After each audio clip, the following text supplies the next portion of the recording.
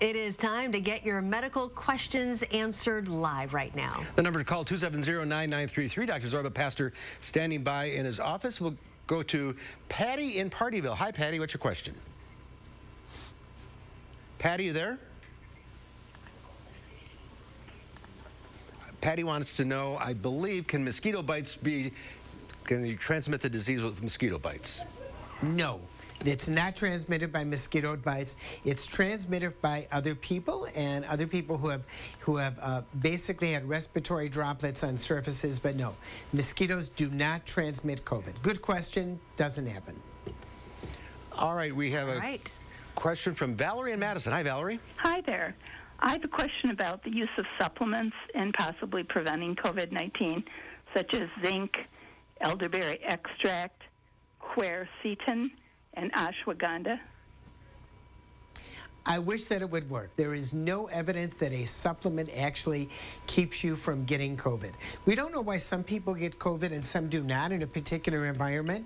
We know that age is the biggest issue, but as far as we know, there is no supplement that is insurance that you will not get COVID, or if the COVID strikes, that you'll be better and you'll be better at handling it. Because there are a number of people, I just heard about a patient the other day, 52 years of age, very healthy, exercised, ate right weight, died of COVID. So here you have someone who really did everything right. So basically, the virus hits everyone.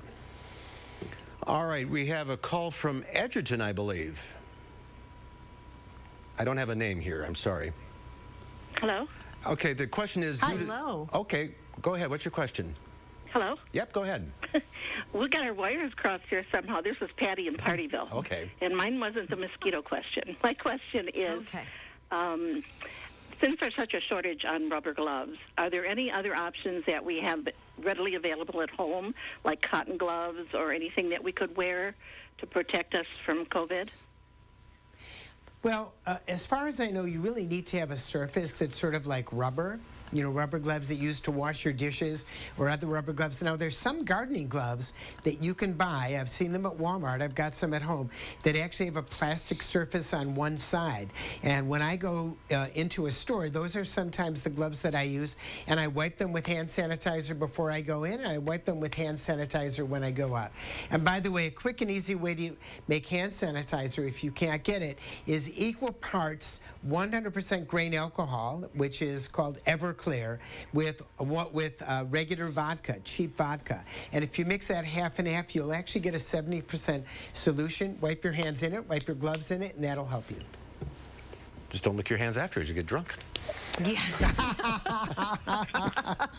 All right. Let's go to Marie from Madison. That's another story. Yeah. Hi. Hi, what's your question, Marie? Hi, Marie. What's your question? My question is, if you wake up with a cough and just a little sore throat, does that mean you've been of the virus? Come in contact with a virus? Now, I couldn't quite hear her question. Could you make it out? No, I couldn't. I'm sorry. Yeah, if you wake up with a cough or a little bit of a sore throat, but then it is all gone eventually, could that have been the virus? Probably not, but possibly. And here's the issue about that. We know that people have COVID. Many people have no symptoms at all. So the issue is not just, do you wake up with a cough and it goes away?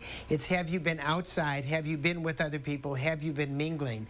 Have you been traveling? And then you wake up with a cough. Then there's a possibility. But if you're at home and you just wake up with a cough and you have been, staying at home, the chances that you have COVID are very, very remote. Once again, if you have a question, call your doctor.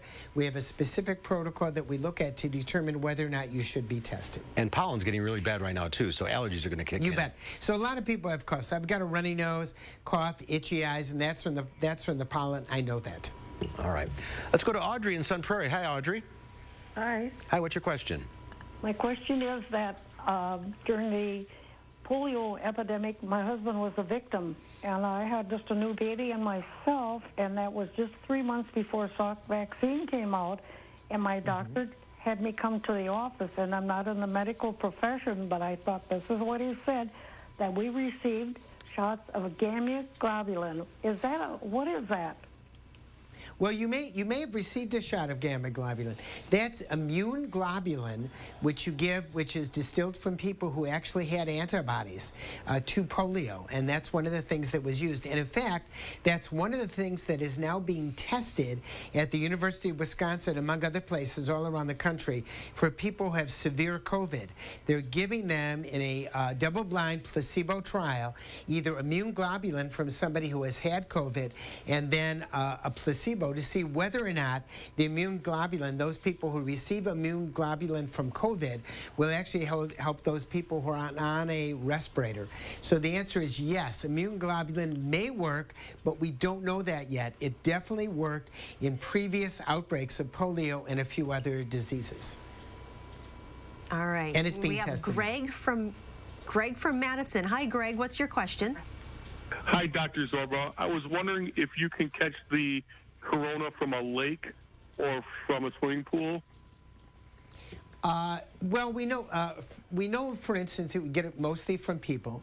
We know that certain surfaces seem to have the virus on it longer. Cardboard may be one of those surfaces. Metal other than copper will be some of those surfaces.